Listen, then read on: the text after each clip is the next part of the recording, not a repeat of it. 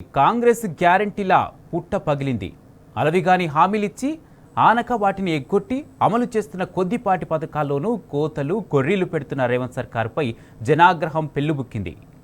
గ్యారంటీలపై ఎవరిని అడగాలో తెలియక ఇన్నాళ్లు వేచి చూసిన జనం గ్రామ సభల్లో తమ ఆగ్రహాన్ని వెళ్లగక్కారు.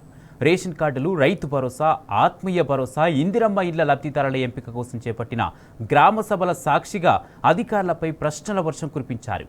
లబ్ధిదారుల జాబితాలో తమ పేర్లు ఎందుకు లేవంటూ కాంగ్రెస్ ప్రజాప్రతినిధులు, నేతలను ఎక్కడికక్కడ నిలదీశారు.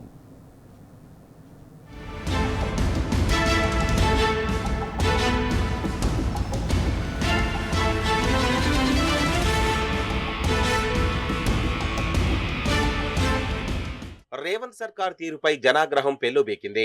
రేషన్ కార్డులు, రైతు భరోసా, ఆత్మీయ భరోసా, ఇందిరమ్మ ఇళ్ల లబ్ధిదారుల ఎంపిక కోసం రాష్ట్ర వ్యాప్తంగా దాదాపు 3000 పంచాయతీల్లో గ్రామ సభలు నిర్వహించగా అన్ని చోట్ల సర్కారుపై ప్రజలు తిరగబడ్డారు. చాలా చోట్ల ప్రజల నిలదీతలు, ఆందోళనలు, నిరసనలతో సభలు అర్ధాంతరంగా నిలిచిపోయాయి. కొన్ని ప్రాంతాల్లో ముందస్తు సమాచారం లేక వెలవెలబోయాయి. దాదాపు అన్ని చోట్ల పోలీసులను మోహరించి ప్రజలపై ఉక్కుపాద మోపుతూ సభలను మమా అనిపించడం కనిపించింది. అర్హులను వదిలేసి కాంగ్రెస్ నాయకులు చెప్పిన వారినే పథకాలకు ఎంపిక చేశారని, ఇందిరమ్మ ఇండ్లకు ఒకే ఇంటి నుంచి 2, 3 ఎంపిక చేశారని, లేని వాళ్లను వదిలి ఉన్నోళ్లకే లబ్ధి కలిగేలా జాబితాలు తయారు చేశారని అధికారులను, కాంగ్రెస్ ఎమ్మెల్యేలను, పార్టీ నాయకులను నిలదీశారు. ఏ గ్రామ సభలో చూసినా సర్కారుపై ప్రజలు తమలో నిండిపోయిన తీవ్ర అసంతృప్తిని వెళ్లగక్కారు.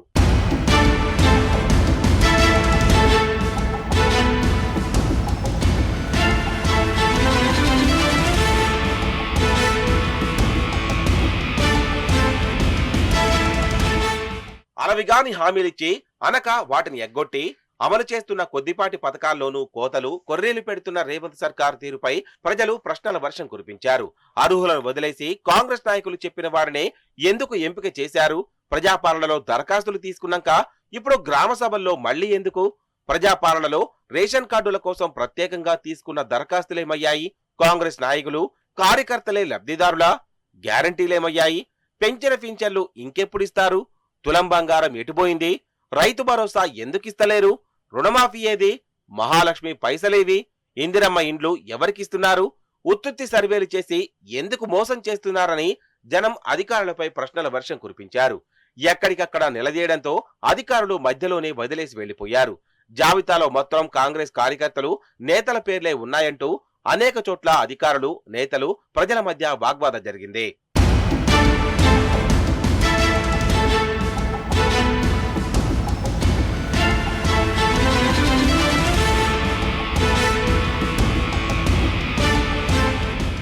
మంచిర్యాల, సూర్యాపేట, నల్గొండ, రంగారెడ్డి, యాదాద్రి భువనగిరి, మేడ్చల్ మల్కాజిగిరి, జనగామ తదితర జిల్లాల్లోని పలు గ్రామాల్లో అధికారులపై ప్రజలు మూకుమ్మడిగా తిరగబడడంతో ఉద్రిక్త వాతావరణం నెలకొంది. రాజన్న సిరిసిల్ల జిల్లాలో గుంట భూమి లేకున్నా ఆత్మీయ భరోసా, ఇందిరమ్మ ఇండ్లు ఎందుకు ఇవ్వడం లేదని మహిళలు నిలదీశారు. 4 పథకాలకు కొత్తగా దరఖాస్తులు ఇవ్వాలంటూ అధికారులు పత్రాలు విడుదల చేయడంతో ప్రజలు తీవ్ర ఆగ్రహం వ్యక్తం చేశారు. ప్రజాపాలనలో దరఖాస్తులు ఇచ్చామని, కులగణన సర్వేలో కూడా తమ వివరాలన్నీ చెప్పామని, తమకు సంబంధించిన అన్ని రకాల వివరాలు ప్రభుత్వం దగ్గర ఉన్నాయని స్పష్టం చేశారు. మళ్లీ ఇప్పుడు ఎందుకు దరఖాస్తులు తీసుకుంటున్నారని ప్రశ్నించారు. గతంలో ఇచ్చిన దరఖాస్తులు ఏమయ్యాయని నిలదీశారు. ఓట్లప్పుడు చెప్పిన దానికి ఇప్పుడు చేస్తున్న దానికి పొంతన లేదని అధికార పార్టీ నేతలపై నిప్పులు చెరిగారు. మార్పంటే ఇదేనా అని దెప్పి పొడిచారు.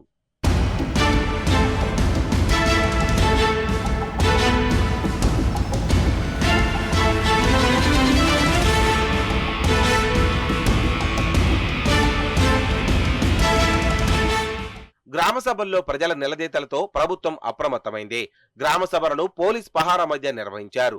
చాలా చోట్ల ప్రజాపాలన దరఖాస్తులు సరిపడా లేక ప్రజలు దిరాక్షల కోసం పరుగులు తీయడం కనిపించింది.